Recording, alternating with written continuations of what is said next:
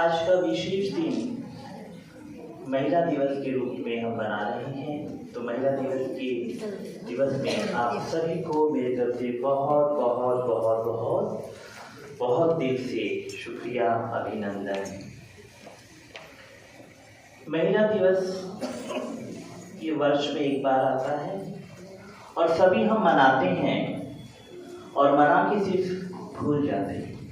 लेकिन महिला दिवस हम क्यों मनाते हैं, इसका कारण क्या है, नारी सशक्तिकरण ये क्या है, हम क्यों मनाते हैं और ये क्यों है, इसका भी हमें बोध होना, ज्ञान होना अति आवश्यक है। माता शब्द जहाँ आता है वहाँ नारी का सर्वप्रथम उल्लेख आता है कि जब माता अपने बाल को सींचती हैं, अपने बालक को जब उसका आविष्कार होता है बचपन से, तो उसकी प्रथम गुरु माता बनती है।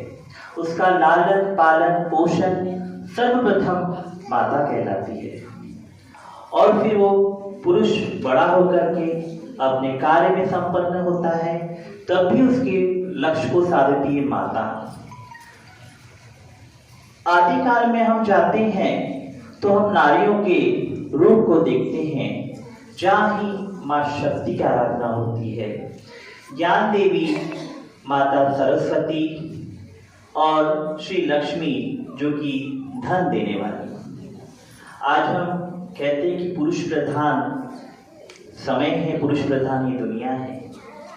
महान महान पुरुष सामने आए, लेकिन उनके पीछे में हाथ रहा हमारी नारियों का, हमारी माताओं का। वीर शिवाजी ते वीरांगन थे। उनकी माता जीजाबाई, उनकी माता जो जीजाबाई थी, उन्होंने उसका पालन पोषण किया और वीरांगना को बनाया। आज हम छत्तीसगढ़ में देखते हैं लोधी समाज की जो घोड़े पे सवार है वीरांगना, उनका भी इतिहास देखते हैं। अवंतीबाई, उनका भी इतिहास देखते हैं कि उन्होंने भी हमारे देश के लिए बहुत लड़ाई किया। फिर वीरांगना श्री लक्ष्मीबाई, उन्होंने भी अपनी गृहस्थी को समझा करके, अपनी गृहस्थी को सुचारू रूप में चला करके अंग्रेजों से लड़ाई किया और अंग्रेजों से लड़ाई करके वीर गति को प्राप्त हुई। अभी बहन जी, सर्वप्रथम बहन जी आए थे तो गृहस्थी के बारे में बता रहे थे। बहुत अच्छा है कि गृहिणियां ऐसी नहीं बनी। आप देखते हैं पुरुष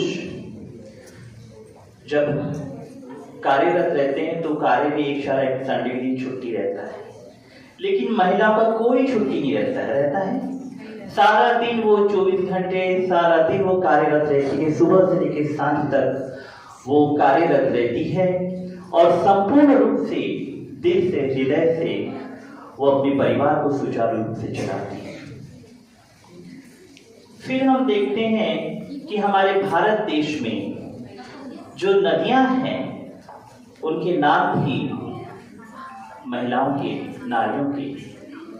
गंगा, जमुना, गोदावरी, वैनगंगा, सरस्वती, नर्मदा, ये नारी के ही नाम से उनकी व्याख्यान होती है। और सर्वश्रेष्ठ जो नदी है, पतित पावनी जिसको कहा जाता है, वो गंगा होती है। कहते हैं आदिकाल में जब पहाड़ों से गंगा बहती आई है तो उसमें कई जड़ी बूटियों से वो टकरा करके आती है, और जिसमें ही स्नान करने से हमारे कई रोग से हम मुक्त हो जाते हैं। कई ऐसे दुख की रोगों से कई वर्षों से जो पेशेंट्स रहते हैं, रोगियां रहते हैं, उसका उपचार हो जाता है। तो वही यादगार गंगा हमारी माताओं के नाम से प्रख्यात है। आज हम वेदों के ऊपर जाते हैं तो वेदों में भी हमारे माताओं का, बहनों का, नारियों का उल्लेख बहुत अच्छे रूप से किया गया है। हम देखते हैं कि कुरान पाक में भी लिखा है कि माँ के पैरों तले जन्नत है, माना स्वर्ग है।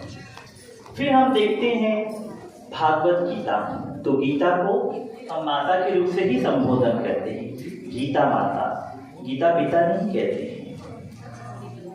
जब हम न्यायाधीश में जाते हैं, न्यायपालिका में जाते हैं, तो उसके ऊपर हाथ रख के क्या कहा जाता है कि गीता के ऊपर हाथ रख, जो भी कहेंगे सत्य कहेंगे, सत्य के सिवा कुछ नहीं कहेंगे।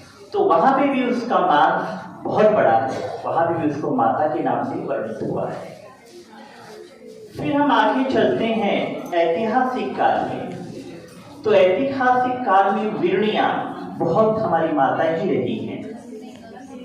हम देखते हैं कि पद्मावती रानी पद्मावती जब अंत समय उनके जो पति है हार गए थे, तो जब पति हार गए थे उनके, तब आक्रमण शत्रुओं ने उनके महलों में किया, तो अपनी पवित्रता को बचाने के लिए उन्होंने जौहर किया और उनके साथ में कई ऐसी महिलाएं ने अपना जौहर में बलिदान दिया, अपनी सतीत्व को उन्होंने बचाया, अपनी गरिमा, अपनी पवित्रता को खंडित न करते हुए वो आग में अपने आप को स्वाहा कर दिया।